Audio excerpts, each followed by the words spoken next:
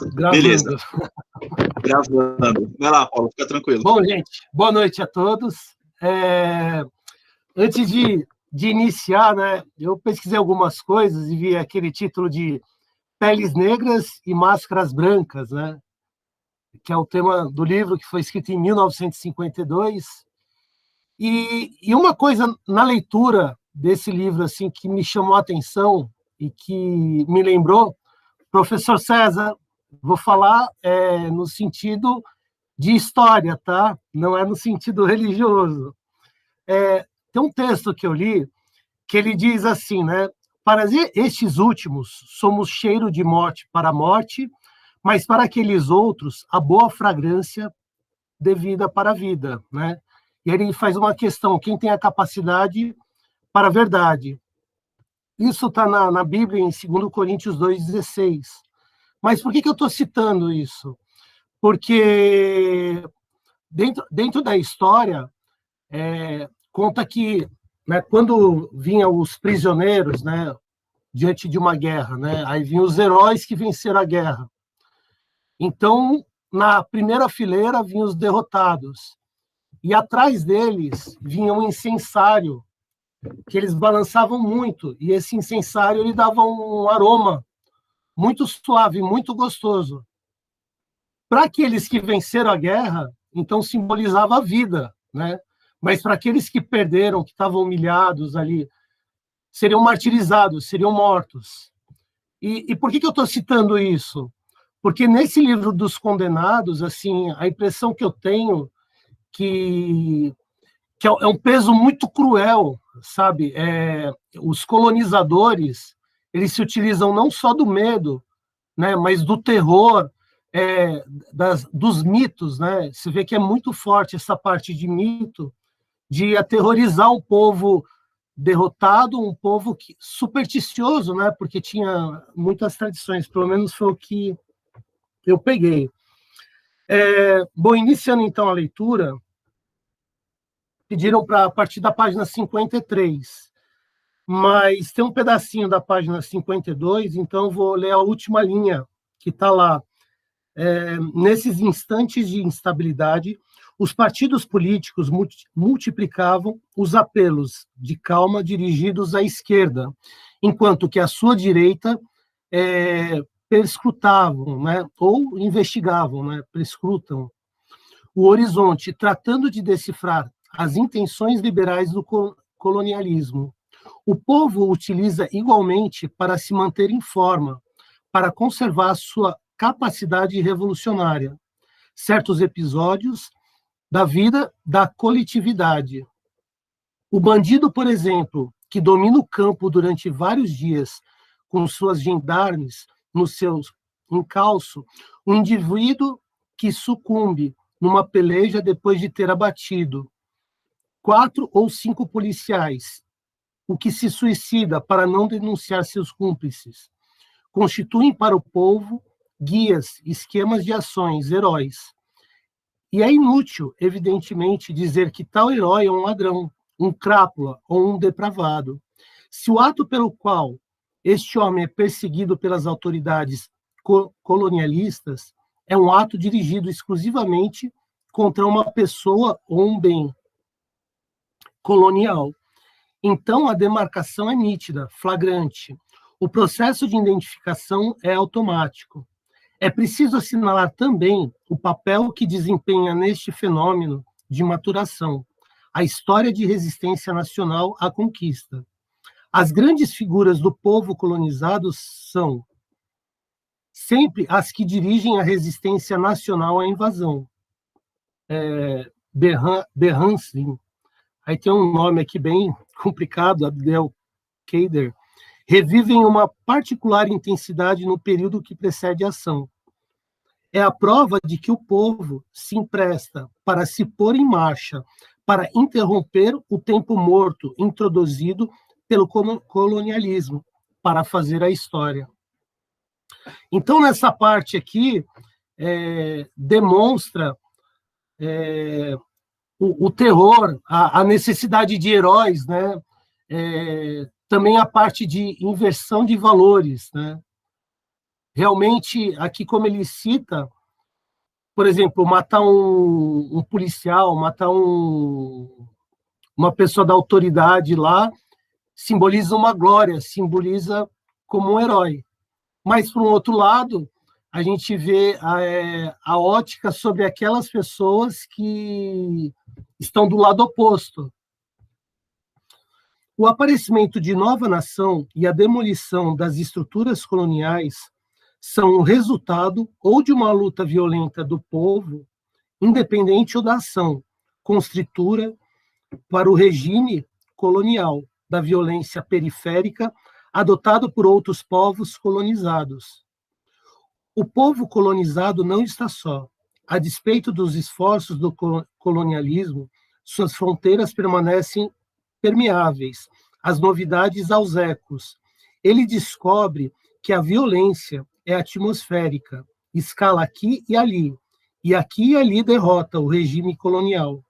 Essa violência triunfante desempenha um papel não somente informador, como também operativo para o colonizado. A grande vitória do povo vietnamita em Dien Bien Phu não é mais, rigorosamente falando, uma vitória vietnamita. A partir de julho de 1954, o problema proposto aos povos coloniais passou a ser o seguinte, que é preciso fazer para realizar um Dien Bien Phu, né? Eu tomei a liberdade de pesquisar, né, sobre o que significa isso. E aí eu vi que era uma cidade vietnamita, né? E foi uma cidade responsável pela independência da colonização, né? Então eles eram, na verdade, o termo utilizado é colonialismo, né? Aí diz que foi francês, né? Vem na sua maioria de grupos tailandeses que se identificam última guerra, né? De Indochina. Aí fala aqui sobre o general Giap, e depois fala também sobre Genebra também.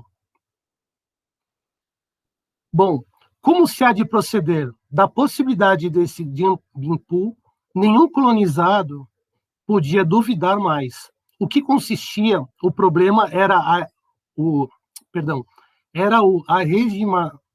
a regimentação das forças, sua organização, sua data de entrada e ação.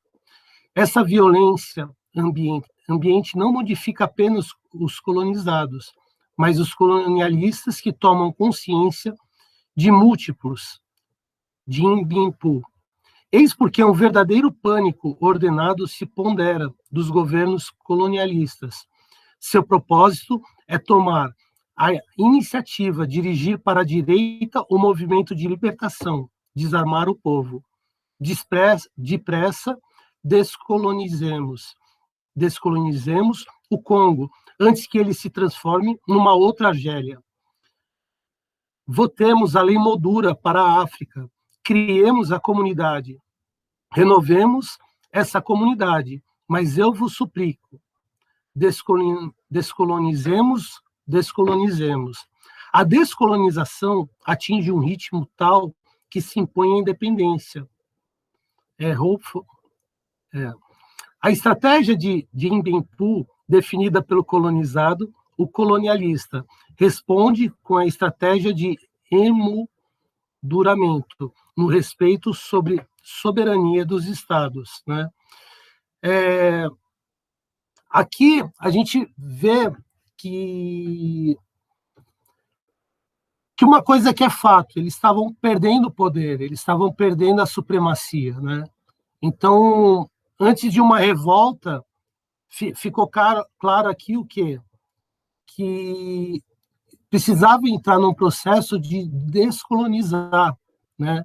Para não seguir o mesmo exemplo que aconteceu naquela cidade lá, que é a Dien Bien Phu. Mas voltemos à violência atmosférica. A violência à flor da pele. Pode falar, Paulo, professor. Tua ideia era ir lendo o texto? É isso? Não, na verdade não era, professor. Eu até fiz umas anotações aqui, ó. Uhum. Mas eu É Na porque verdade, no pode falar. grupo de Spinoza, como o texto era mais enxuto, a gente discutia parágrafos, dava para manter essa dinâmica de leitura e discussão, leitura e discussão. Sim. Mas aqui no caso, se a gente fosse ler as 10 páginas, acho que ia demandar muito tempo. Professor, assim, né, o que fica claro é que o medo estava no ar, né? Então, o colonizador ele tinha por foco o quê? Criar o medo nos colonizados, o terror, como eu havia dito, né? E com isso a gente pensa o quê? Qual que é o preço da liberdade? Será que vale a pena morrer por uma liberdade? Será que vale a pena morrer por um ideal, né?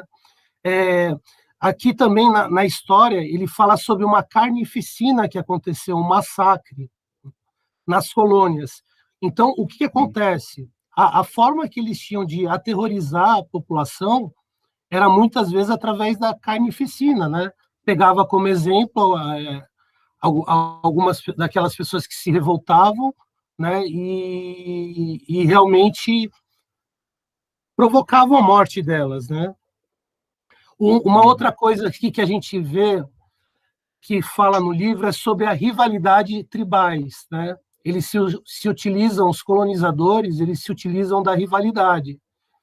Isso lembra da história como ela é, sobre o assunto de que, por exemplo, quando tribos rivais se enfrentavam, a que vencia, a que vencia, né, pegava a tribo derrotada e vendia para os colonizadores, né?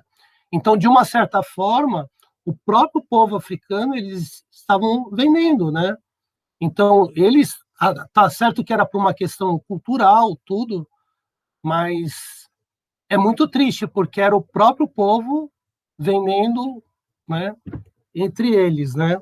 Então, o que eu percebo aqui também na leitura do livro é que se provoca o egoísmo, né?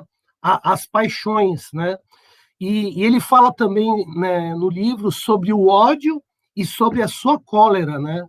Então, imagina, a pessoa ter um ódio comparado a uma cólera, né? Uma ira, tamanho... Eu lembro que uma vez até eu participei eu estava num bar almoçando, e entrou dois homens para assaltar esse bar. Um rapaz novinho era bem educado, mas o senhor de idade, ele era, ele estava com tanta ira, com tanta raiva que ele falava até cuspindo. E realmente ele causou medo, né? E isso aplicando a realidade da violência que é contada no livro, que esse é o principal plano de fundo, envolve, né, não só os negros, mas também você vê a população indígena também sendo massacrada, né, sendo perseguida aqui, né? Aqui diz assim, ó, o colono que conhece os indígenas percebe por vários indícios que alguma coisa está mudando, né? Os bons indígenas escasseiam, ouve-se os cochichos e a aproximação do opressor, né? Ou seja, quando você não tem certeza do que estão falando, isso vai causando insegurança nas pessoas, né? E como eu fui um pouco acelerado, se alguém quiser complementar, é bom que gatilhe aquilo que eu li.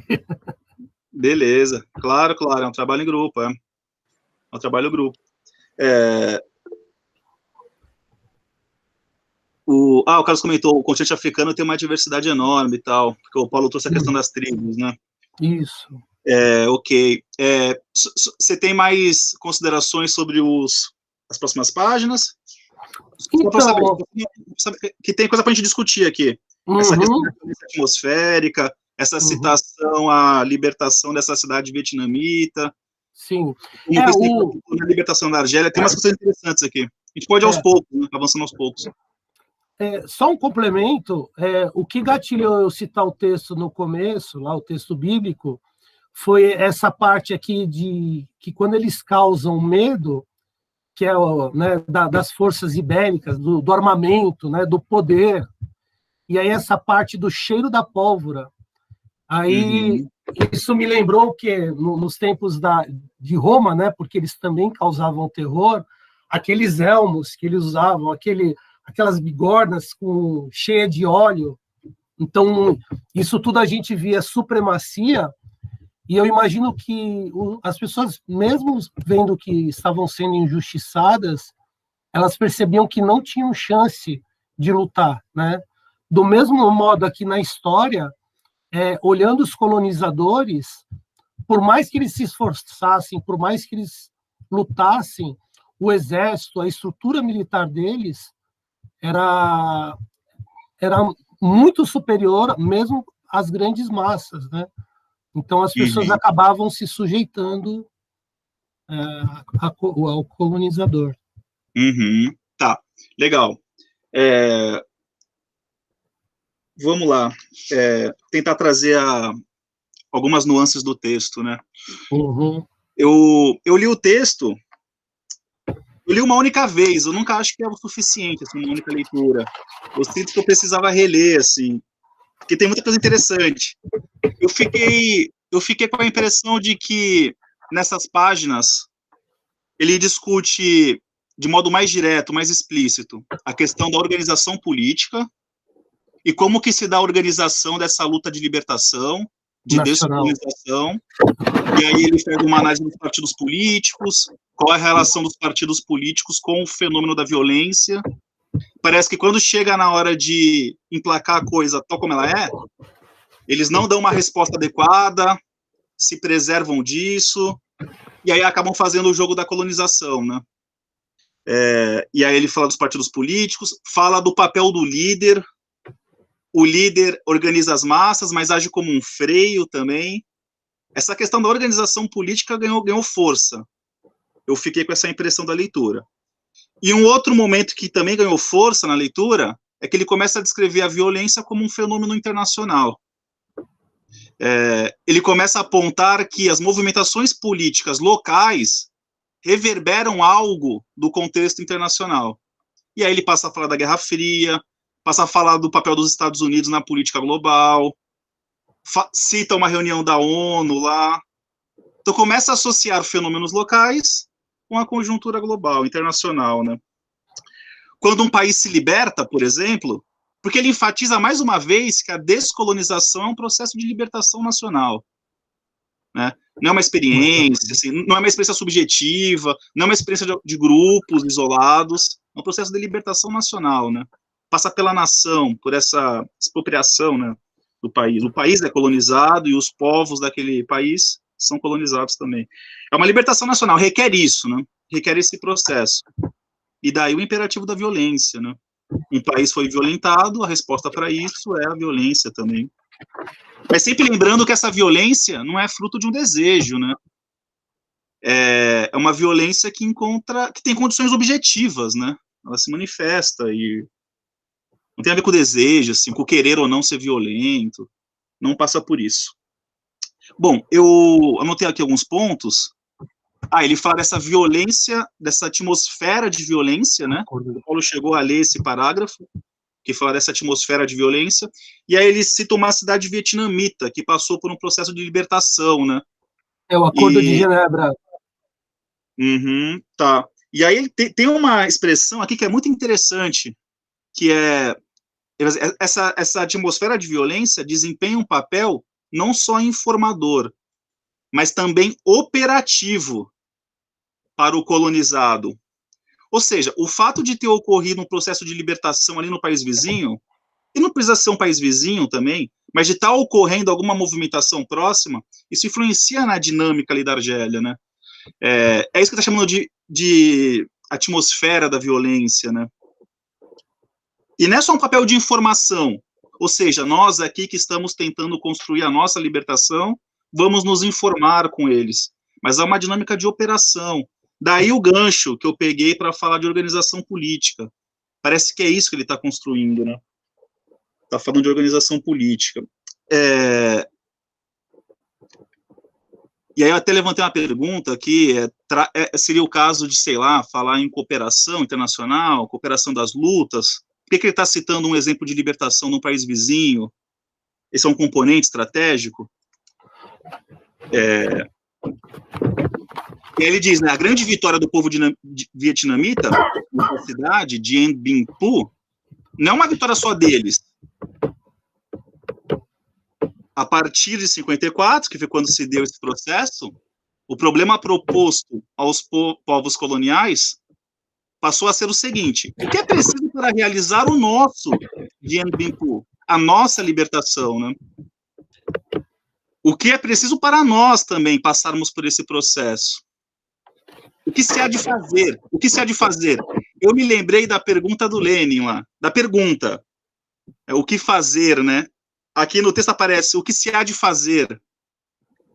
Fanon traz essa pergunta, né? O que se há de fazer aqui, nós? Como se dará a nossa Dien Bien Phu, né? A nossa libertação? E aí criou-se uma atmosfera de que não se podia duvidar mais da libertação do colonizado, porque a coisa estava pipocando, né? E o colono criou essa certeza de que uma reação irá surgir, né? Isso passa por essa atmosfera de violência. Professor... Pode ir lá, pode falar. Então, tem uma parte aqui que diz nervos à flor da pele, né? Então, você vê aqui que na outra parte, aqui no finalzinho, demonstra que os nervos estão debilitados. Aí, o que eu quero dizer? De um lado, o medo, né? Muitas vezes, quando a gente espreme muito, chega um momento que a pessoa não aguenta e, para se defender, ela acaba estourando, né? Então, assim, o livro ele comenta aqui que um incidente banal e começa a metralhada, né? Que foi o quê? Uma coisa banal, às vezes que nem, por exemplo, às vezes a gente, no meio dos nossos amigos, né? A gente percebe que alguém estoura com outro. Aí a gente olha assim e fala, puxa, mas parece que não foi nada. Mas não, foi uma sequência de fatos que foi fazendo com que chegasse num determinado momento que estourasse. Sendo que aqui fala que, olha, que o medo predomina e o gatilho é sensível. Ou seja, foi fomentado os dois lados já estavam tão sensibilizados. Por um lado, o medo da revolta, né? E, por outro, o medo da violência. Então, vem a pergunta de novo, né? Com isso, qual que é o preço da liberdade, né? É uma coisa que eu penso que esse livro ele estimula muito a gente a refletir sobre isso. Quanto vale a liberdade de um cidadão, de uma pessoa, em especial aqui, esse povo que estava sendo explorado, massacrado, vendido como escravo, né? A tentativa também que fala aqui dos índios, né? Qual que é o preço de tudo isso? Uhum. Eu gostaria de entender como a liberdade entra nesse cenário. Porque eu acho que o Fanon não tratou disso, assim, né? Porque liberdade é um conceito interessante, né? Uhum. O fenômeno é outro, né? O fenômeno é outro, de colonização, de libertação, de luta, de violência, de guerra. Uhum. E aí sim, ele diz isso, né? É que você trouxe a coisa para um exemplo entre duas pessoas, uma briga. Mas sim, ele está construindo uma descrição aqui de uma nação que foi invadida, teve a sua cultura abafada, houve toda uma troca de valores, descreveu a violência como se deu. É muito mais do que um conflito entre duas pessoas, né? Parece que há muito mais forças em cena. Inclusive ele fala disso, né? A regimentação de forças. E que forças precisam ser organizadas para que se dê o processo de libertação, né? Pensar a política como uma relação de forças, como uma correlação de forças, é interessante. E o Fanon traz isso, né? Bom, sobre isso... Então, eu falei isso referente por uma questão de consciência, entendeu? Porque aqui ele fala assim sobre, reforçam essa consciência, porque indicam que entre opressores e oprimidos, tudo se resolve pela força.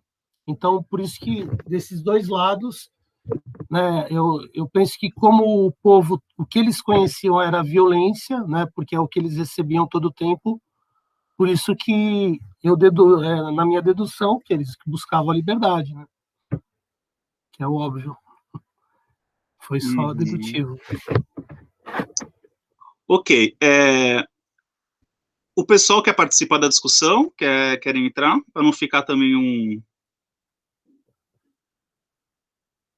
Alguém que leu o texto, gostaria de trazer o parecer? Olá, boa noite, tudo bem? Boa noite, Pedro. Eu fiz uma leitura do texto, eu caminhei assim um pouquinho diferente do Paulo, né? Eu foquei nessa questão, fiquei muito nessa questão da violência atmosférica, mas eu comecei a perceber nessa parte do texto que nós estamos estudando, que existe um processo de construção dessa própria construção, assim, entre aspas, essa própria violência pelo colonizado como uma forma de libertação. Porque chega a ponto até de falar na questão do líder, aí a questão de é preciso libertar os líderes, né?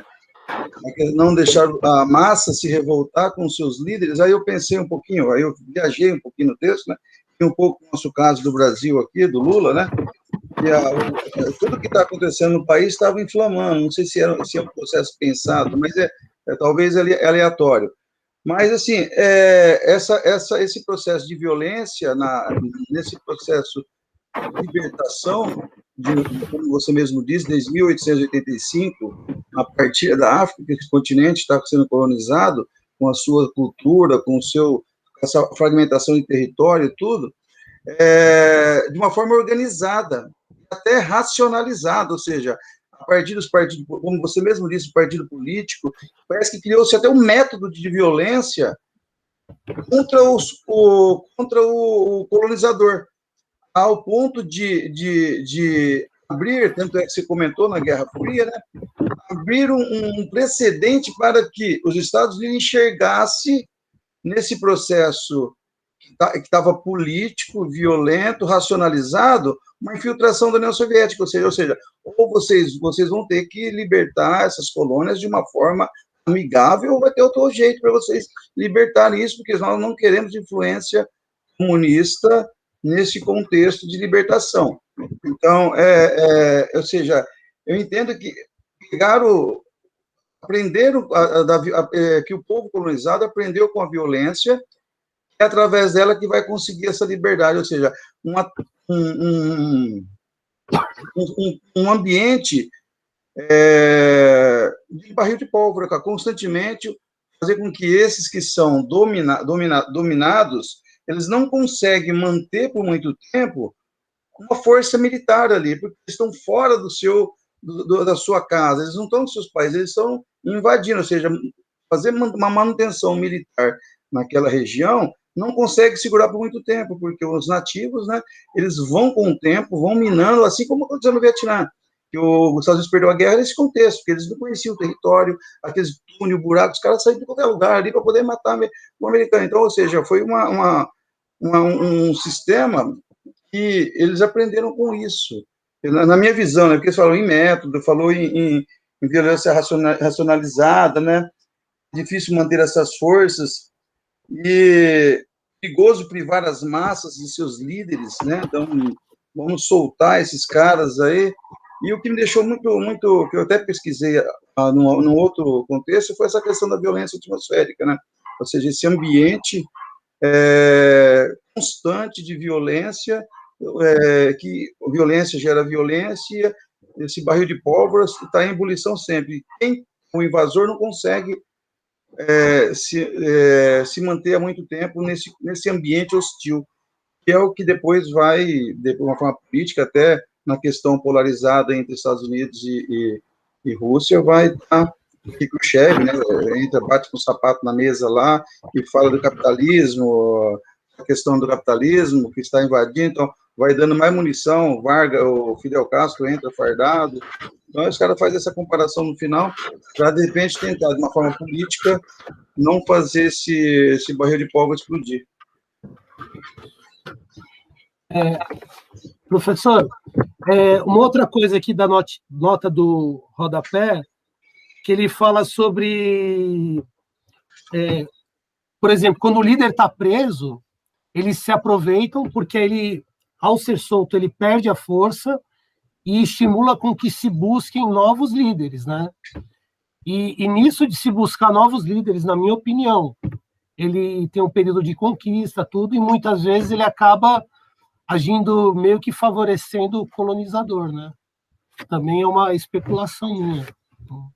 Não sei se é isso mesmo, mas é o que eu entendi aqui, nessa notinha que está aqui, ó, aqui embaixo, ó. Pode acontecer que o líder preso seja a expressão autêntica das massas colonizadas. Então, o foco é enfraquecer a liderança e buscar um líder que seja mais fraco, que não tenha tanto domínio sobre essa massa colonizada, né? Foi o que eu entendi. Ok. O César trouxe umas questões interessantes. A questão do... Essa questão... Foi os Estados Unidos que lançou o slogan, falamos disso, mas já na parte final do texto. África para os africanos, temendo justamente a expansão da União Soviética ali no continente, né? Para organizar a luta, inclusive. Para organizar, dar método, enfim. Isso surgiu dos Estados Unidos, isso, né? E aí ele fala de algumas reuniões da ONU, ele fala um pouco do papel do jornalismo, eu achei esse ponto interessantíssimo também, né? Quando se dá a luta de libertação, o Ocidente manda lá os jornalistas para cobrir a situação. Mas eles sempre fazem um retrato do tipo, a coisa piorou quando nós saímos de lá. Quando nós saímos de lá, a coisa piorou. E aí ele cita uma reunião da ONU em que o discurso vigente foi esse, né? Foi esse. E ninguém considerou a coisa exagerada, assim. Como se, bom, a colonização era boa, e agora que a libertação se deu, o país empobreceu, né, a coisa piorou. E aí, quando ele fala do Fidel Castro ter ido com farda lá, e do Khrushchev ter batido sapato, era uma resposta, né? Ele estava inserindo a luta da Argélia nesse contexto internacional. Isso passa também pelo que ele chamou de violência atmosférica, né? Mas, assim, é um barril de pólvora, como o César mesmo disse, né? E quando os colonizadores percebem a movimentação dos colonizados, eles começam a agir. Há os desfiles militares, que o Fanon fala, exibição de aviões militares, né? É um jogo de forças, é uma correlação de forças. Eles prendem um líder, vez ou outra, para abafar a movimentação. Mas isso serve como um tiro na culatra de vez em quando, porque as massas se organizam para pedir a libertação do líder. Então é uma correlação de forças, né? Ele está descrevendo essa correlação de forças. Mas eu vi que o César, enquanto o Paulo comentava alguma coisa, o César, professor, liberou o microfone ali. Você quer entrar na discussão, César? Fica à vontade aí. Deixa eu participar aqui. Assim, não vou fugir demais do que a gente está falando, não, mas a compreensão que eu tenho é a seguinte: da nossa outra parte lá da semana passada, a gente tem que lembrar que ele entra numa discussão sobre a estratégia e a tática da luta pela libertação da Colômbia. E no final, ele falava, inclusive, de alguns aliados, né? Ele vai falar, então, assim, como é que se conduz isso? Você tem a guerra colonial, propriamente, ou você tem forças externas que vão auxiliar nesse processo? A solidariedade de povos, a pressão diplomática, inclusive uma dada fração do capital monopolista que se interessaria pela descolonização. A impressão que eu tenho nesse trecho que veio dessa vez é que ele desenrola isso só. Na verdade, ele está tentando explicar, de novo, né, numa dada conjuntura histórica, como que a tática, né, ocorre tanto da parte da metrópole, tanto da parte do colonizador, quanto da parte dos colonos. Tem coisas que são muito interessantes e tem coisas que ele faz aqui que merecem uma crítica mais severa, né? Mas, assim, essa ideia de... Não pode esquecer que o título do capítulo é sobre a violência, né? E o Fanon, ele tem, de fato, uma pegada sobre essa coisa da violência que, às vezes, ela passa de um dado limite do razoável até. mas que dá para se entender. A questão de dar para compreender o porquê faz é uma coisa, outra coisa é considerar isso teoricamente justo, né? É outra coisa. Mas o que ele está fazendo é isso, então, ele está discutindo a tática. E essa ideia, esse conceito que ele enfia, assim, você tem um pano de fundo, você tem um tecido sobre o qual tudo está disposto, que é esse da violência. Essa, que ele vai chamar de violência atmosférica, quer dizer, da violência que está no ar. A violência está no ar, né? Por conta dessa relação. Lembra que ele começa o capítulo assim, lembra lá? A relação da colônia com o colonizador é de violência, e pronto. Né? É o tempo todo essa pegada. Então, essa violência que está no ar, ela vai pipocar, né, em situações, né, o Paulo está dando um exemplo individualizado, né, mas essa coisa de que um ato tem consequências gigantescas. É aí que ele cita, ele faz muita citação histórica aqui. Aí precisa conhecer, precisa ir, eu vi que alguns foram, e é necessário ir atrás dessas informações históricas para melhor entender, né? Ele cita 3 eventos, e 3 eventos que foram grandes massacres, né? Um na Argélia mesmo, em 1945, que matou entre 45 e 50 mil pessoas. Isso não é pouca, isso é gente pra cacete, né? Você vê o peso disso, né? Um evento que ocorre em Madagascar, em 47, esse foi responsável pela morte de mais ou menos 90 mil pessoas. Então, é um massacre bestial, né? E um outro que ocorre no Marrocos, também no processo lá de unificação. Ele vai dizer assim, olha, então, essa violência que está no ar, né, o tempo todo, ela pode desencadear esses eventos violentíssimos, né, que inclusive escapam do controle. Então, se do lado da metrópole, né, se do lado do colonizador, eles vão começar a pensar também taticamente em como manter o poder, né, a dominação sobre a região, mas não mais na forma de colônia, da parte dos colonizados, eles também têm que pensar essa tática. E essa tática ela é marcada por uma mudança de conjuntura que o Fanon vai identificar em três momentos, no texto mesmo, né? Com o advento do que a gente chama de Guerra Fria, isso é um contexto completamente novo, né? E isso vai pegar fogo mesmo, e ali de meados na Guerra da Coreia, isso pega e tal, né? Mas a gente sabe que é dali para diante, né? Que isso vai ganhando um peso maior. E ele vai situar isso em 3 eventos específicos, né? Que é a Guerra da Indochina, a guerra ali no Canal de Suez e os eventos lá da Hungria. O Suez e os eventos da Hungria vão acontecer em 1956. A Guerra da Indochina, que é essa que envolve o Vietnã, o Laos e o Camboja, inicialmente, a Indochina era essa região inteira que era colônia francesa. Então, o primeiro período da guerra, que vai de 46 até 54, é a guerra do Vietnã contra os franceses. E que vai chegar naquela situação que divide o Vietnã entre Vietnã do Norte e Vietnã do Sul, o Vietnã do Norte de orientação comunista e o do Sul ainda preso ali aos franceses, né? E aí o processo de tentativa de unificar o Vietnã vai conduzir ao desfecho aí dessa cidade, né, que ele cita no texto, o Dien Bien Phu, não sei como é que pronuncia isso, mas que é uma cidade, mas assim, ali aconteceu um evento fundamental para acabar com a primeira fase da Guerra da Indochina.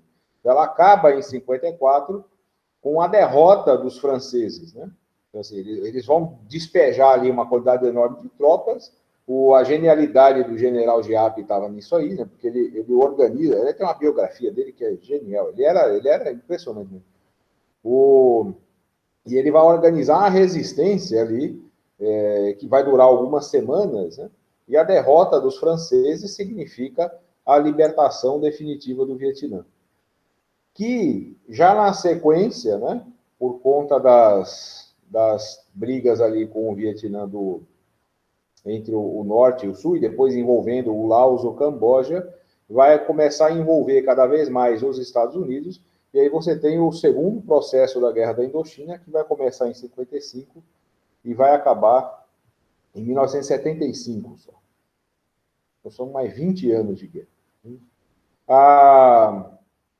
Vejam, e assim, os Estados Unidos ele perde a guerra, decide que perdeu a guerra ali no começo dos anos 70 já, né? Eles vão abandonando o Vietnã e deixando o Vietnã do Sul dar conta da coisa sozinho. Aí o Vietnã do Norte toma conta, né? Toma o espaço todo ali. Mas ele vai situar nessas três coisas. A guerra de Suez, vocês sabem que envolveu o Egito, né? Mais diretamente o Estado de Israel, mas envolvia isso mais diretamente ainda interesses da Inglaterra e da França. Quando o Egito resolveu nacionalizar o Canal de Suez, né? Que era explorado pelos franceses e ingleses ainda. Assim como aconteceu aqui no continente americano, quando o Canal do Panamá passou definitivamente para as mãos do governo do Panamá. Vocês lembram bem a desgraça que o governo dos Estados Unidos operou ali, né? Isso bem recentemente. E, por fim, esses eventos da Hungria. Esse da Hungria tem relação com uma mudança que ocorre na União Soviética. O Stalin morreu em 53, você tem um processo, políticas adotadas ali, né, para o chamado bloco socialista, que vão contrariar interesses os mais diversos, tem um processo de restauração estranha ali, né, de coisas... Enfim, aí tem que entender a Revolução Russa ali. E na Hungria há um levante popular contra essas medidas, né, que os soviéticos... Assim, isso se agrava porque os soviéticos resolvem intervir, né? E aí você tem um ano inteiro de grandes batalhas aí que acaba derrubando o governo da Hungria, né? E essa coisa. Essa rebelião popular toda, e eu estou insistindo esses três eventos históricos mais diretamente, e a conjuntura própria da Guerra Fria, é o cenário em que essa violência atmosférica organiza a tática tanto do colonizador quanto dos colônios. É isso. Então, é por isso que ele começa essa parte do texto dizendo assim, olha, o processo de descolonização ele vai obedecer sempre a duas questões fundamentais. As tarefas internas, né, da luta ali dos povos pela libertação nacional, mas também a pressão internacional, né, a violência, que ele vai chamar de periférica nesse caso, quer dizer, né, a pressão que ocorre em torno, né, de um dado país. Então, o processo de libertação desses países vai acontecendo na medida em que outros também vão fazendo. Quer dizer, isso vai servindo de exemplo, né, isso vai pipocando. No final do texto, ele deixa claro isso, assim, que os eventos ali de 45 ou 47, eles eram eventos localizados. E eles não tinham repercussão. E que depois, quer dizer, então você tem uma mudança conjuntural aí, você tem alguma coisa que acontece nesse processo que vai fazer com que eventos locais comecem a ter um impacto global, um impacto universal, que faz, então, com que essa luta pela libertação da colônia ganhe um novo impacto, né? De alguma forma, ele vai, no final, né, perceber que o quadro da Guerra Fria e as lutas, né, ocorridas nesse processo, né, criam uma nova correlação de forças. Uma nova correlação de forças que é favorável à descolonização. Então, você vê, a descolonização ela acaba não sendo só uma tarefa e uma conquista dos povos colonizados. Isso vai também começar a fazer parte dos interesses do próprio colonizador. O discurso pela descolonização também começa a ser um discurso da metrópole mesmo. Se vocês pegarem nessa história aí, não esqueçam que o Fanon está ali em 60 a 61 escrevendo isso, ele morreu em 61. Né? Em 1958, aparece um negócio, uma monstruosidade chamada de Comunidade Francesa. Quer dizer, a França vai formalmente liberar as colônias, então a França formalmente deixa, né, a dominação das colônias africanas e cria, veja que bonitinho, né? Cria uma comunidade francesa. que existe até hoje com outro nome, né? Mas uma comunidade francesa. Então, assim, uma comunidade, que bonitinha a comunidade, que junta esses países todos, né, essas ex-colônias todas, em interesses comuns. Quer dizer, você quebra o elemento da dominação direta ali, né? Você começa a exercer essa dominação por outras vias. Daí o papel que lideranças e partidos locais vão cumprir, né? Isso quando ele fala do prender o líder, não prender o líder, ele está falando de como a metrópole também usa esses processos todos para melhor se organizar, né? A parte equivocada do... Então, o que ele está falando nessa parte do texto, para mim, é muita informação histórica, para ele, muita informação histórica recente, né? Ele está falando da Guerra do Vietnã, por exemplo, ele não está vendo o fim da Guerra do Vietnã, né? Ele está bem ali no começo da segunda leva da Guerra da Indochina, né? Os eventos da Hungria, isso aconteceu ali bem perto dele. Marrocos também, que acontecido bem perto, né? O Marrocos conseguiu se liberar antes da Argélia. Mas ele está falando de questões históricas muito próximas, que marcam esse processo. E de uma nova posição dos Estados Unidos, que emerge como potência capitalista hegemônica no pós-Segunda Guerra, e que vai começar a interferir nesses conflitos todos, de maneira a não entrar num choque direto com a União Soviética. No canal de Suez tem intervenção estadunidense, e uma situação que é humilhante para os ingleses e para os franceses até, né? Então você tem, né, uma movimentação ali dos Estados Unidos na tentativa de evitar o confronto direto, né? Não que esse confronto indireto não ocorresse o tempo todo. A parte que eu considero equivocada ali do Fanon, que aí precisa ser pensada com carinho, né, é que ele tem... Lembra que no trecho passado ele enfiou ali uma ideia de que somente o camponês era revolucionário, quer dizer, só... E o camponês ele está chamando assim, aquele cara miserável, arrombado mesmo, ferrado, sabe? Né? Eu ia falar fudido, mas é feio falar isso, não pode. É palavrão. Essa é uma ideia que é comum acontecer, assim, o pessoal, da situação do pior melhor, né? Essas coisas assim, né? Isso é um equívoco. E é uma compreensão bem vanguardeira, assim, né? Que presente em algumas versões aí da esquerda e tal. É uma crítica, lembra, da chamada esquerda tradicional, né? E uma coisa vanguardeira. E ele vai insistir na ideia da violência como algo espontâneo. Então, ele está operando com a ideia de um espontaneísmo aí, que a história nos permite compreender que ele não existe e permite também entender que, raramente, quando ele ocorre, geralmente dá merda. Né? Então, o resultado não é a revolução, a independência e tal, é merda grande, né? É como os exemplos que ele mesmo cita, esses grandes massacres aqui, revelam. São movimentos espontâneos, sem coordenação, né? E aí você tem uma revolta ali, bum, né? Uma explosão popular que, por não ter direção, por não ter um objetivo mais ou menos claro e não pensar a correlação de forças, gera massacres bestiais como esses aí.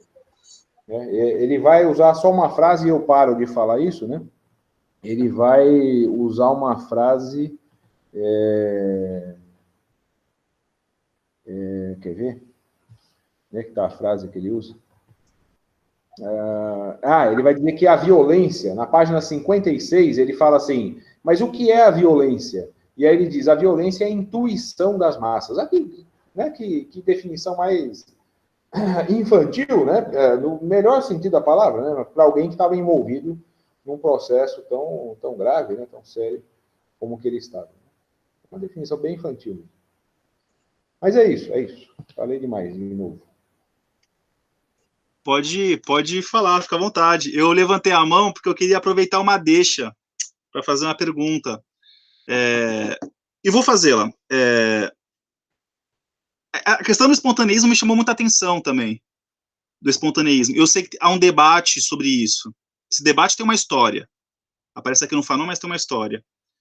E a pergunta que eu queria te fazer é pegando Cuba, o caso de Cuba, que o Florestan Fernandes tem um texto, e aí, claro, assim, que ele fala que a coisa não começou dirigida, começou como uma guerrilha.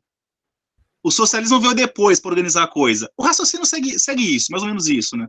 Começou como guerrilha, poderíamos dizer aqui, de modo espontâneo, focos de luta. Eu queria te lançar essa bola aí. Que você recuperasse Cuba, o processo de Cuba, e associasse com a discussão sobre espontaneísmo e tal, direção do processo. Tem bastante, você encontra isso em uma porção de livros, inclusive em gente que vai aderir à tentativa de justificar a violência revolucionária, mesmo numa correlação de forças que não permitia isso. O que nós que estamos aqui já algumas décadas depois, a gente consegue ver que foi um grande equívoco, né? Quer dizer, nós conseguimos com isso matar grandes militantes revolucionários, né? Sem precisar. Quer dizer, o custo humano, né, para o movimento revolucionário, o movimento comunista, progressista, foi grande contra desse equívoco. O Regis Debray, que era o Regi, que esteve lá com o Che e tal, e teorizou sobre isso, a revolução na revolução, a ideia do foco e tal. Ora, o Che mesmo não entrava nisso. Mas o que há, na verdade, é uma deformação de Cuba mesmo. Aí precisa resgatar a história de história de Cuba, mas assim, a guerrilha não é assim, Cuba está ali, bonitinha, e aí você junta 20 barbudos que se enfia lá no mato, começa a dar tiro e faz revolução, né? Essa versão romântica da guerrilha, ela povoou o imaginário de muita gente, né? A ideia é, então no primeiro tiro, né, o povo vai atrás e tal. Não é porra nenhuma, né? Se vocês pegarem a história de Cuba, não vamos esquecer, né, que o próprio Fidel participava de um movimento nacionalista ali, que tentava, né, retirar a dominação estrangeira, estadunidense, particularmente ali de Cuba. Era um quintal dos Estados Unidos, né, uma grande zona, né, um cassino ali e tal. E a zona de Meretrício, né, um prostíbulo, né, uma ilha que era um grande prostíbulo estadunidense, né, e um cassino, era isso aqui, né? E o Fidel já tinha tentado, ele fazendo parte do movimento nacionalista ali, começar um movimento armado em 1956, né, o famoso 26 de julho de 1956, né, o assalto ao quartel Moncada, e depois no processo o Fidel escreveu um texto que é belíssimo, que é a História da Soberana. Quando acontece isso, Cuba tem um movimento estudantil organizado e atuante, na clandestinidade, realizando manifestações, né, e organizando o movimento. Você tem movimento sindical, envolvendo não só trabalhadores urbanos, né, mas trabalhadores do campo. Então, você tem uma organização de movimento popular. Aquele filme O Poderoso Chefão mostra isso. Não sei se você já assistiu, só para ilustrar o negócio, né? Que assim, não era os caras lá na montanha dando tiro, você tinha já na cidade um movimento ali, né? Então, quando eles vão para a guerrilha e sobra pouca gente ali no processo inicial, o que se percebe dentro da ilha é que é um movimento a mais, né? E não algo que aparece do nada para salvar. Então, não é verdade, historicamente, essa versão. Tanto que o Che Guevara, acreditando nisso, e eu que ele não era adepto dessa ideia vanguardeira, mas acreditando nisso, ele se arrebentou na Bolívia. O povo boliviano cagou e andou para a ação deles. Quer dizer, não havia dentro da Bolívia condições, né, objetivas ali, de gente, movimento organizado. O pessoal de esquerda costuma muito fazer assim, tem as questões subjetivas e as objetivas. Ora, se nós pensarmos bem, né, que nós somos produto do meio, as objetivas e as subjetivas se confundem necessariamente. A gente não separa essas coisas assim. Então, se não há condição subjetiva, é porque não há também a objetiva. É isso. É uma conversa mole essa. Nós já temos as condições objetivas para fazer a revolução. Faltam as subjetivas. Isso é filosofia idealista. Isso é base do esquerdismo, né? Do sentido que o Lenin dava isso. Né? que é a ideia de que você vai sair convencendo as pessoas de que a gente já pode fazer a revolução. Isso é uma visão religiosa, né, mística da vida, que gera tragédia só. Então, o esquerdismo vai fazer isso, entendeu, Alan? Mas isso não corresponde à realidade. E que o Fanon tem, que o Fanon vê, isso no tempo que ele está vivendo, que ele vivia, vê, ele tá vivendo, inclusive, um momento, o Stalin morreu em 53. O que acontece depois de 1953 é uma avalanche de miséria que se vai fazer sobre a experiência da Revolução Russa, que tenta desmoralizar, e consegue largamente desmoralizar mundialmente aquela grande experiência revolucionária, né? Inclusive desmoralizar mundialmente o próprio Stalin, né? Que até hoje carrega uma pecha de uma porção de coisas que ele não é responsável, pura e simplesmente, e mais uma outra porção de coisas que não aconteceram também, pura e simplesmente. Mas, enfim, o Fanon, ele é produto desse processo também. É isso. Legal, foi ótimo ter recuperado esses acontecimentos históricos. De fato, é isso que dá o tom para o texto do Fanon, né? Não dá para entender bem o texto se não visitar esses acontecimentos. Sobre o que você falava desse vanguardismo, esquerdismo, tem um romance do Antônio Calado, o Bar Dom Juan, que é interessante, que ele critica isso mesmo, esse esquerdismo, e que foi para a luta armada e tal, e que romantizava a figura do Che, que ele cria uma imagem ali que é dos revolucionários tirando férias para fazer a revolução. Eu não entendi muito bem se foi uma crítica reacionária, mas eu fiquei sabendo que ele não era reacionário, o Calado. Mas, assim, ele satirizou, eu não sei, precisaria estudar melhor a biografia dele, o Antônio Calado. Ele criou a ideia de que era o pessoal que foi para a luta armada e que defendia a revolução já, para amanhã, é possível e tal, se reunia em bares, tiravam férias para fazer a revolução e tal. Ele cria uma imagem interessante ali. Cria uma imagem interessante. Assim, eu não sei como ele faz isso, mas a gente precisa tomar sempre cuidado que, assim, tem um outro extremo, que é um pessoal que, na ideia de que está fazendo a crítica, cria uma ridicularização, né, desse processo todo. Eu não faço isso. Eu acho assim, eu admiro profundamente a coragem de quem dispôs da vida para lutar por uma causa que é coletiva, né? Embora estivesse equivocado. Então tem um povo que vai fazer isso, um monte de pequeno burguês, filhinho de papai, que saiu da universidade, não é, cara, tinha muito operário ali, tinha muita gente que era militante histórico do Partido Comunista e foi para a luta armada, achando que virava mesmo, e não virou. Aí, assim, a derrota numa batalha não significa que a premissa que te levou à batalha estava errada, né? Assim, quando na rua você apoia alguém, não quer dizer que você estava errado na origem da briga, não é isso? Você pode estar certo na origem da discussão, né? Quer dizer, alguém passa ali e, sei lá, toma seu lugar na fila. Aí você diz, porra, mas está errado furar fila. Aí o cara vira e te dá uma surra, né? O fato de você apanhar não significa que você estava errado no começo. Né? A mesma coisa serve com a guerra. Então, o que teve foi uma análise equivocada mesmo. Enfim, né? Não era esse oba-oba, mesmo porque, assim, as pessoas que tratam nesses termos, assim, desconhecem tanto da história e de como é dramática essa situação, né? Acho que ninguém vai para a luta armada de maneira alguma. Sim. Festa, né? Com certeza. Acho que o romance é caricatural mesmo. Tanto que a expressão, se eu não me engano, é de 77, o romance. A expressão esquerda festiva surge aí, nesse romance do Antônio Calado. Então que foi apropriada pela direita, né? Que é a direita que se apropriou disso. Mas ok. Abrindo a roda um pouco, querem participar? Querem comentar alguma coisa? Professor, eu queria, até quando você comentou referente ao baile, né? Eu li isso e me lembrou daquele sistema de caudilismo, de se conquistar a simpatia de um determinado povoado. Tem a ver? Eles se utilizaram desse método? O que vocês dizem?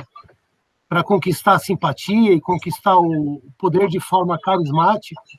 O que vocês acham? Professor, o microfone. Tá fechado o microfone. Eu não entendi o que você quer saber, Paulo. Não entendi.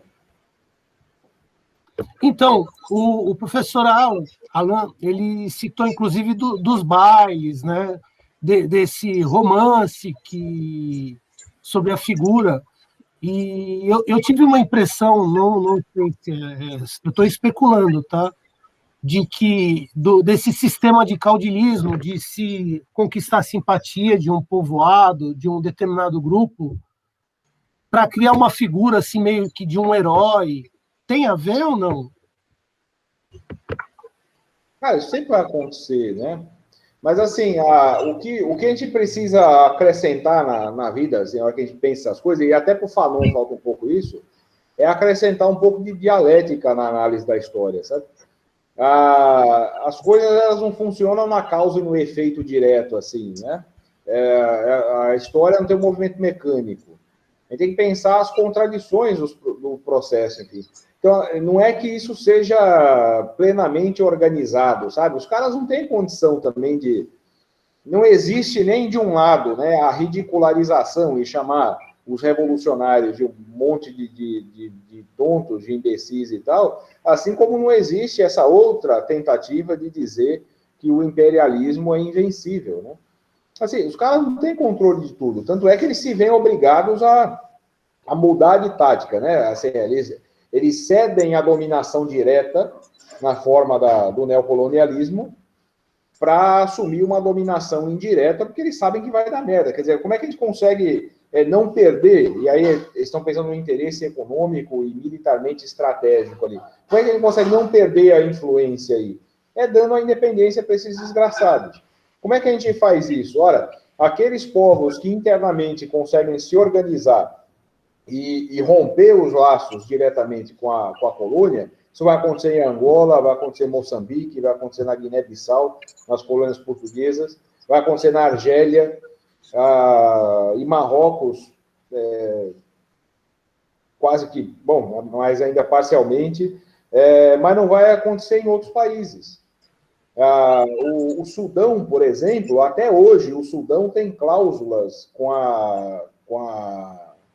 contratos internacionais ali, bilaterais com a França, que a França controla os ativos do Sudão. Quer dizer, o Sudão é obrigado a depositar toda a reserva que eles têm em bancos franceses. E isso está sob controle da França. Quer dizer, a França sufoca, né, mata por inanição o Sudão a hora que bem quiser. Isso significa uma forma de dominação indireta, né? Então, assim, a exploração continuou em vários lugares. Eles citam um sujeito que virou o primeiro presidente da Costa do Marfim, por exemplo, que ele vai entrar nessa onda também, ó. Então, a Costa do Marfim é independente, mas você está ligado ali também. Esses caras são plantados ali, eles são assim, então os caras conseguiram pegar e criar um grande movimento e plantar uma liderança ali que vai virar. Não, cara, esse sujeito, ele aparece nas contradições da vida ali mesmo. O nosso movimento político sempre vai aparecer gente que vai falar assim, olha, mas não é assim também, né? Não é que haja exploração assim. A gente pode achar um meio termo, né? A gente pode conseguir ajustar as coisas. Isso vai aparecer espontaneamente sempre. E, às vezes, o caminho é esse mesmo também, né? Depende da conjuntura. O que eles vão saber é bem usar isso. Aí a análise que a gente faz da história é que precisa conseguir captar, né, esse movimento, né? Agora, que isso tem aspectos positivos, não há dúvida, né? O César citou o Lula. Nós devemos pensar assim, o Lula foi uma criação do imperialismo, do grande capital, para manter, segurar os ancestrais. Tem uma parte da esquerda que diz isso, né, que o PT acabou servindo como um projeto para segurar um suposto movimento, né, de rebeldia das massas e tal, que poderia nos levar à revolução, né? Como se fosse um negócio combinado assim, sabe? Assim, você organiza e combina com mais de 50 milhões de pessoas para que elas, né, para ir até a Teoria da conspiração. Cara, que o ciclo de governos do PT cumpre um papel de manter a fração monopolista do capital, né, como hegemônica ali, e não rompe completamente com o projeto neoliberal, isso nós não temos dúvida. Mas que esse ciclo de governos do PT trouxe avanços consideráveis, né? Então, elementos progressistas que melhoraram a vida dos brasileiros de uma forma geral, não só a vida individual no acesso a emprego, renda, acesso à educação e etc., etc., mas também em termos de serviços públicos, né, de serviços de interesse geral. Isso também não há dúvida. E isso é muito bom. A questão, então, não é assim, não deveria ter o Lula e o ciclo de governo do PT, né, porque são vendidos para o capital, ou eles são os salvadores da pátria. A questão é a gente saber entender, nessa conjuntura, o porquê isso ocorreu assim e quais foram os avanços que nós tivemos. É isso, né? Ô, César, quando eu coloquei o Lula, eu não avancei tanto, né, nessa questão, mas não, assim... Mas eu acho bem, foi bem. Eu sei, mas no sentido assim, de que, como o país, a questão social do país, nesse contexto de pandemia, ela está, assim, eu via como um processo de convulsão, um início de um processo que poderia até chegar, de repente, solta-se o cara, calma essa população, assim, muita teoria da conspiração ou muita hipótese a ser provada, né? Mas, assim, é o que me veio à mente na hora. Pô, o cara foi solto diante de um processo muito macabro de investigação, na qual praticamente não teve direito de resposta, ou seja, a ampla defesa não existiu na questão dele, né? Ou seja, a sua ampla defesa, ele não teve ampla defesa, ou seja, já foi o julgamento foi condicionado. Isso qualquer um podia enxergar isso aí, mesmo ultraliberal, ultraconservador contra. Mas, assim, será que ameniza o problema social libertar esse cara? Entendeu? Libertar o Lula, ameniza? Eu pensei isso, eu viajei um pouquinho, eu até entendo que eu viajei, mas eu pensei um pouquinho nesse sentido. Não, eu entendo o que você está dizendo. O que eu quero chamar a atenção de vocês é assim, é que nós podemos refletir sobre, assim, né, ó, o Lula estando preso ou o Lula estando liberto, nós temos mais ou menos tensão social. Eu digo a você, assim, não parei para pensar nisso com muito carinho, mas que não altere nada. Eu não imagino que a gente teria nenhum grande movimento de massa no Brasil por conta do Lula estar preso, ou ele estar livre. E eu garanto para você que ele não saiu da cadeia e agora não ocorreu esse processo aí de cancelar as condenações, porque se está tentando acalmar os anseios populares. Mas não mesmo. O que nós temos é o contrário, né? É um exemplo, esse é um bom exemplo do tiro que sai. O Alan falou que era o tiro na culatra, mas não é. O tiro na culatra é maldade que você mata a galinha, porra. O tiro que sai pela culatra, quer dizer, a hora que a bala engasga ali. Esse é um bom exemplo, né, de um tiro desse. Porque, assim, o que se tentou fazer, na verdade, é dar, num contexto maluco, porque é de rompimento, é um rompimento da Lava Jato e do Sérgio Moro, não com a esquerda brasileira, que sempre soube muito bem que tipo de gente aquilo ali é, mas é um rompimento, inclusive, dele com isso que eles ajudaram a eleger. Então, você tem forças diversas atuando aí. E o Fachin, lá no STF, o que ele fez foi uma puta cagada, que foi de tentar livrar a cara do Sérgio Moro, na verdade. Anular, não tinha como sustentar as condenações do Lula. Isso ia dar merda. Então, o que ele tentou fazer? Foi uma tentativa. Falou assim, olha, a gente anula as condenações, elimina isso da história, transfere para outra região e eles vão julgar isso aí tudo de novo. Beleza.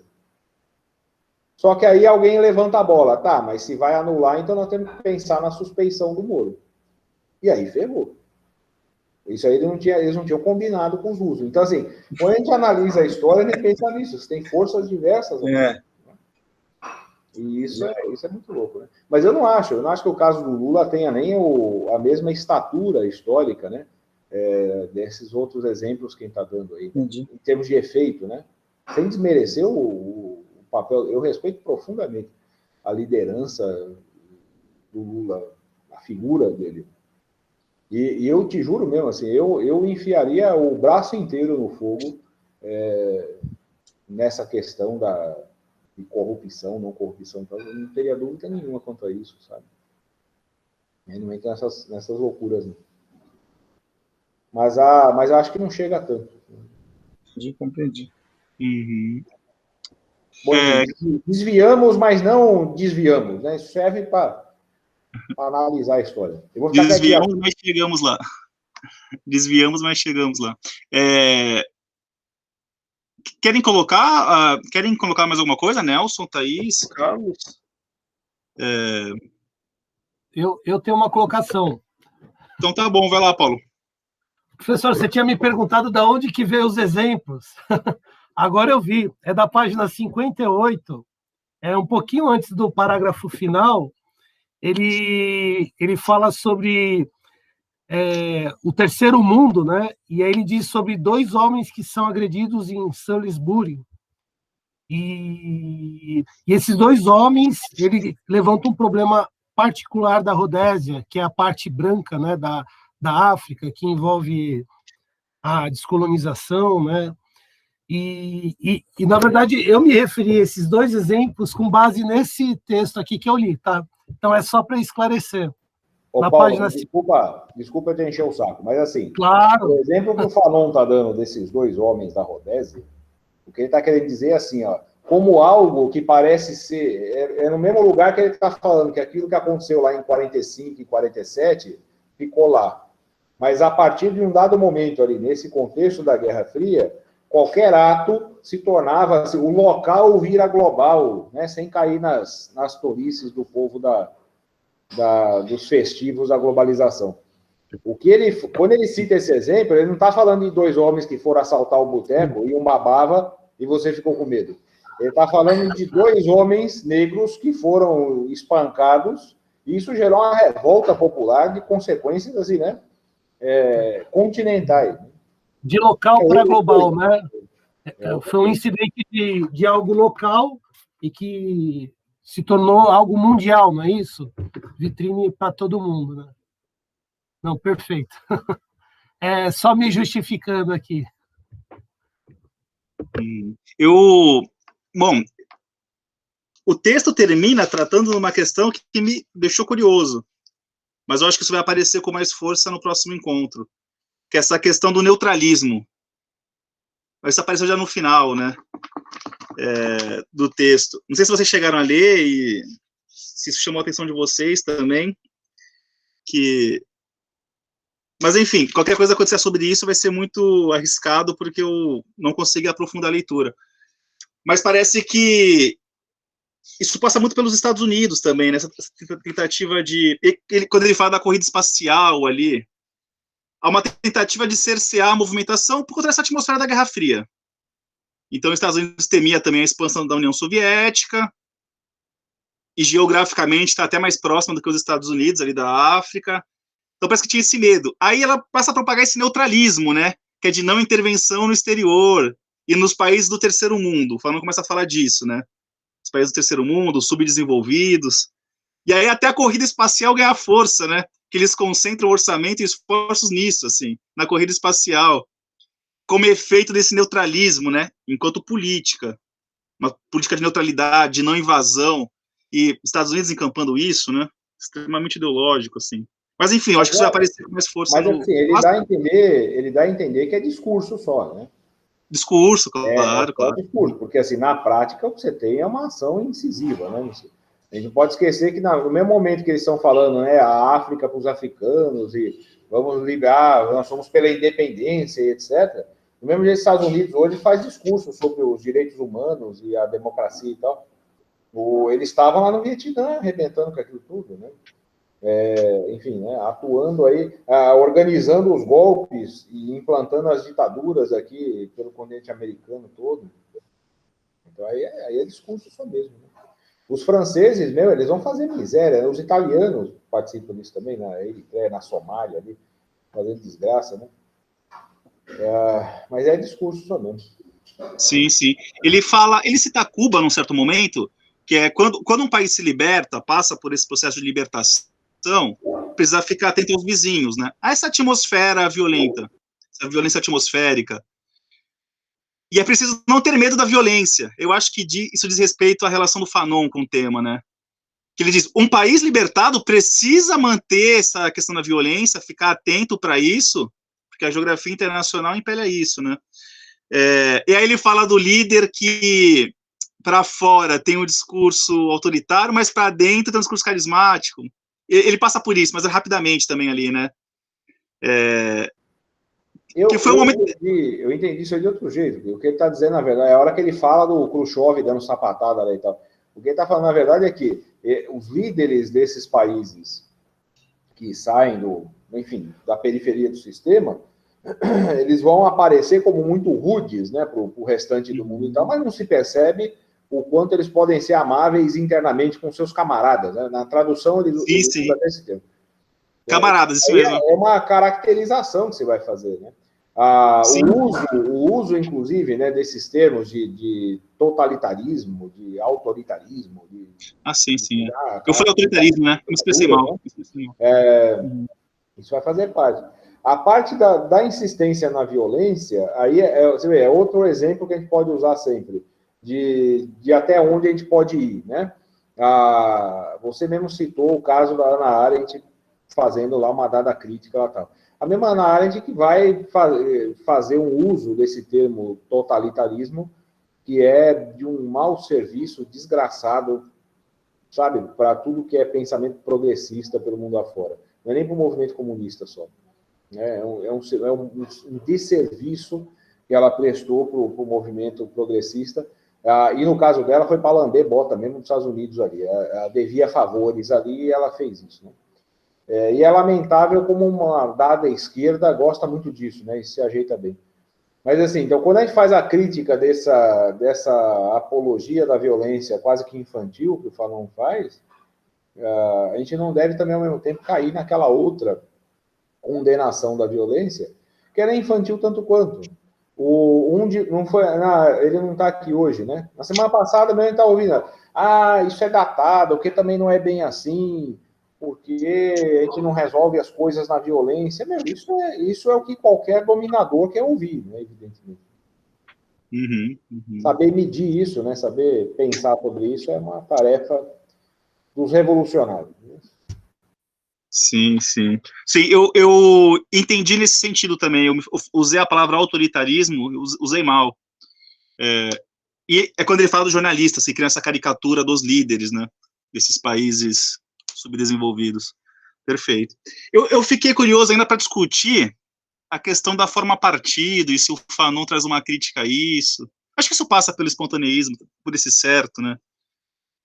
Você falou, a intuição das massas lá, o lance da intuição das massas. Olha, eu encontrei uma expressão muito parecida num texto do Foucault, quando ele fala da questão do líder, o papel do líder para a política contemporânea. Não, são outras diferentes, não estou associando, não. Mas o Foucault diz lá, num dos piores textos dele, ele disse que num certo momento era extremamente importante que houvesse líderes capazes de mobilizar as massas, dirigir o processo, isso era extremamente necessário. Mas que no contemporâneo, esse líder caiu em desuso, não é mais um dispositivo eficiente, deve-se preservar a horizontalidade, que é complicadíssimo, né? Que é complicadíssimo. E aí critica a forma partido, e um elogio dos movimentos sociais, assim, desvinculados da política institucional, tem tudo isso lá em Foucault, né? A gente sabe onde isso vai dar, né? Aí eu queria saber se essa forma partido passa para o Fanon, essa crítica à forma partido também. Mas, bom, enfim, era... É que o nosso tempo já foi, mas eu acho que esse é um bom debate, viu, que precisa fazer. Mas eu acho que ele deixa claro que ele meio que desmerece isso. Né? Ele meio que desmerece. E assim, eu insisto, isso não é uma novidade. Nessa época era muito comum se fazer isso. E dali para frente, né? Aqui no Brasil se vai fazer isso demais, né? E não é à toa que você lembra do Foucault E não é à toa que o Foucault se torna uma grande referência para vários setores da esquerda, inclusive. É bastante curioso, aliás, a gente pensar que gente como Nietzsche vira uma referência de gente que se considera progressista, né? E ele se torna uma referência por causa da iconoclastia, né? Da porra louquice, e se pensa muito pouco no conteúdo do que ele diz, né? E não quer dizer que ele só diz besteira. Relógio parado a certa hora 2 vezes por dia, né? Diz os mais velhos. Né? Ele acerta de vez em quando, né? Mas no conjunto isso é um problema.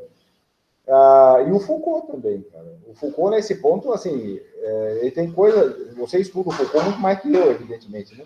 Mas quando ele comete a mesma desgraceira, quando ele pulveriza a política, né, e o poder político, essa ideia dos micropoderes aí, tá? Ele fez uma merda sem tamanho. E aí você dá vazão não só para criticar os projetos nacionais, etc. e tal, mas você dá vazão, inclusive, para os identitarismos da vida, para movimentos como os zapatistas lá no México, né? Aquele menino que escreveu Mudar o Mundo sem tomar o poder. Como é que é o nome dele? Eu esqueci o nome dele, mas eu sei que livro que é. Hallowell. Reverberou bastante. O poder, não tem nada a ver com o poder, nós vamos transformar o mundo horizontalmente, muito bonitinho, né? Aí você até imagina, assim, sabe, o pessoal sentado no barzinho na Vila Madalena, tomando Heineken, discutindo a horizontalidade. Aí você vê mesmo, né? E a cara, né, velho? Depois você pega a raiva, você dá um rolê. Um boneco bom. Thaís, quer falar alguma coisa? Não vi que ela liberou o microfone. Foi sem querer, mas... que hoje eu estou mais esponjinha, hoje eu estou mais absorvendo mesmo do que para falar.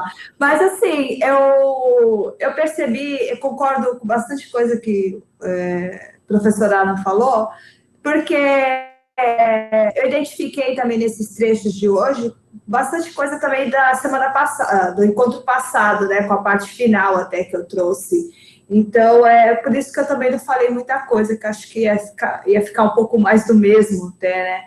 E aí absorvi mais essa parte histórica para poder preencher, quem sabe no próximo as coisas desenrolem mais. Então, foi por isso que eu fiquei mais quietinha hoje, mas foi fantástico, gente. Obrigada. Maravilha. Eu também aprendi muito de história hoje. Sempre aprendo com contos. Mas eu queria também dizer para o César que eu sinto falta da palavra revolução, às vezes, no texto do Fanon. Aparece insurreição, sublevação, que me parece um vocabulário articulado por esses contemporâneos. Você faltando menos de um minuto. Também o arregimento, né?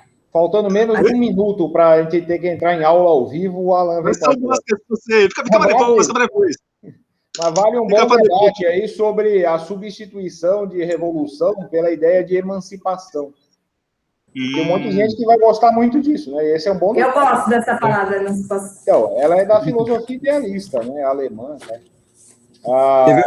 Mas tudo bem, não há nenhum pecado em ser da filosofia idealista. Né? É que o direito usa muito isso também, né? O direito tá. Olha, a ideia da emancipação humana, né? Olha, segurar um pouquinho o César aqui, eu pedi para ele falar de estratégia tática. Assim, se diferenciar, legal. É sempre bom revisar esse debate.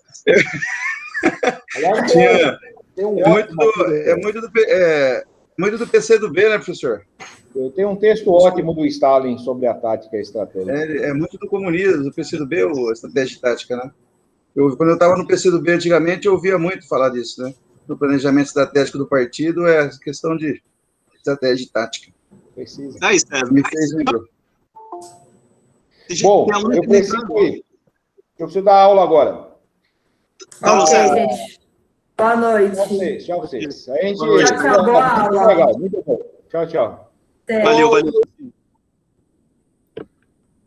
É isso aí. Boa noite, Thaís. Boa noite, Carlos. Até mais. Até a próxima. Boa noite, gente. Boa noite. Boa noite, Thaís.